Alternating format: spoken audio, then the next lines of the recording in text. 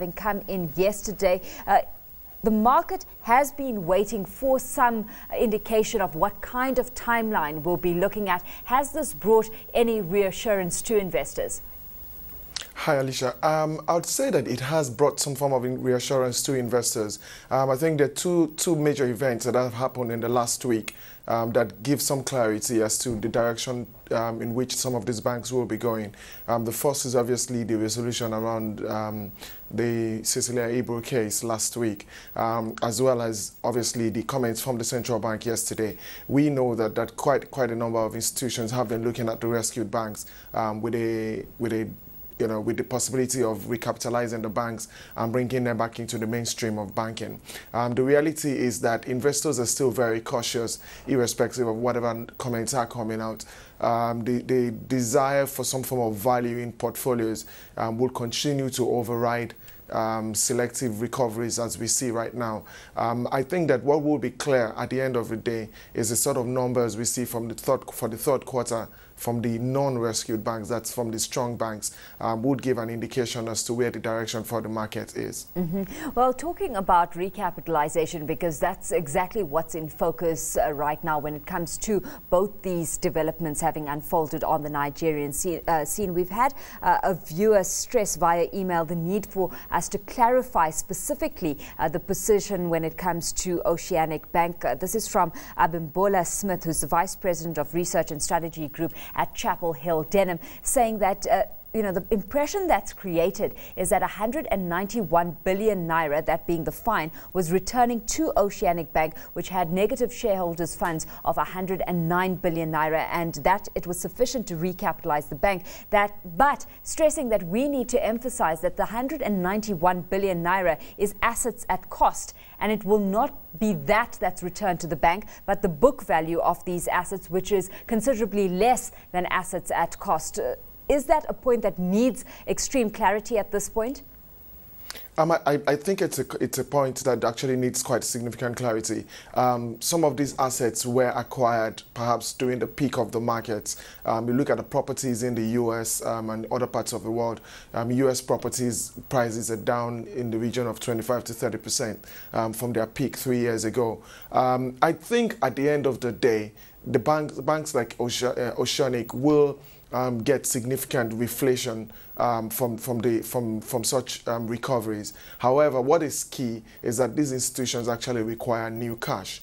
Investors are focused more on that than saying that, look, you know what, you're returning 195 billion naira worth of assets at cost. Market value could be something between 40 and 50% below that, and if you even realize that there are actually equities in some of the recoveries, and some of those equities were bought at the peak of the market, which is down 60-70% from its peak. So the reality for us is the reflation will happen with such recoveries, but I don't think that the reflation will be significant enough to ensure that the banks are fully recapitalized all of a sudden. Does the same hold true for some of the deferred tax assets sitting in its books, which is unlikely to get, where it's unlikely that Oceanic will get the benefit from this in the future? I mean, deferred tax assets need to be utilized, it says, within 4 years of their creation. For the bank to do that, it would need to generate profits of between 600 billion or 50 billion naira per annum. I mean, what are you making of that news and the ability for Oceanic Bank to leverage off deferred taxes moving forward?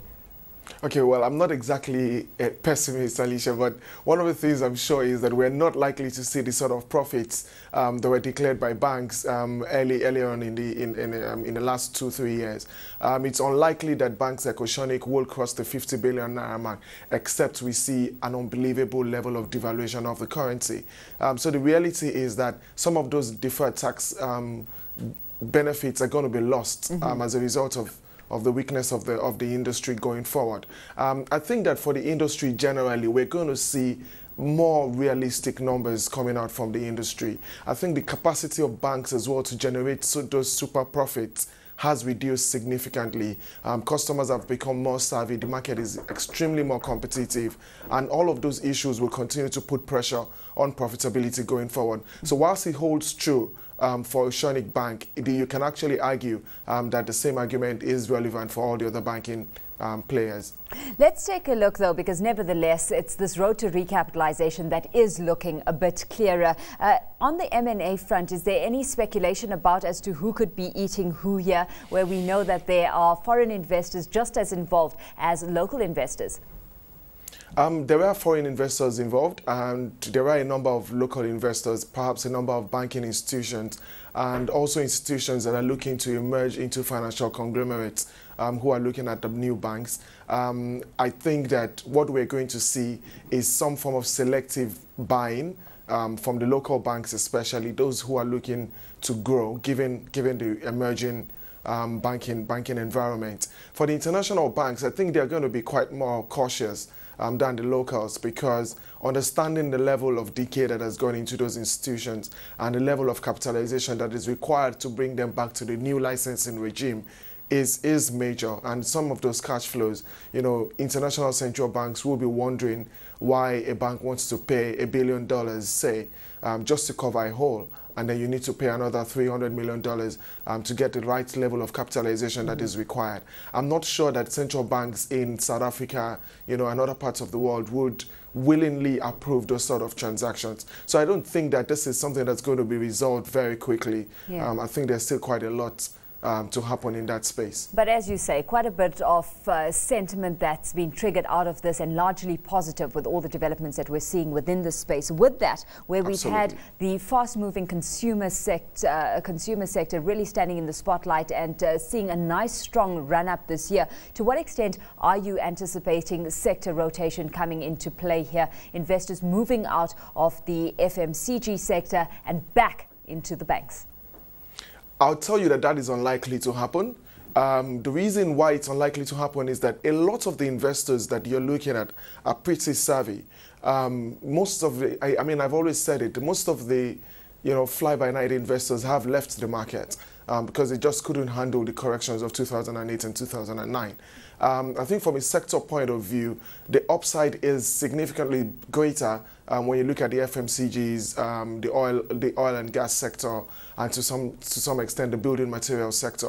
I don't think the financial services sector is going to show such a significant growth trajectory to ensure that investors rotate out of those companies into the banks. Don't also forget that the banks are most of the banks are strategically held by a few shareholders, which means that the desire for everyone to just pile back into the banking stocks isn't exactly there. If you use a dividend discount model valuation as well, the FMCGs provide significant value relative to the banking space at this point in time, and it's even worse when you start to look at the insurance sector. Yeah. So I think that from a fundamental point of view, the FMCGs continue to provide significant value for investors. Now, from a tactical point of view, if you're looking at a recovery story, you might be looking at putting part of your portfolio in the banks. But I think that every portfolio manager at this point in time will definitely be overweight FMCGs and definitely underweight the banking sector and financial space as a whole.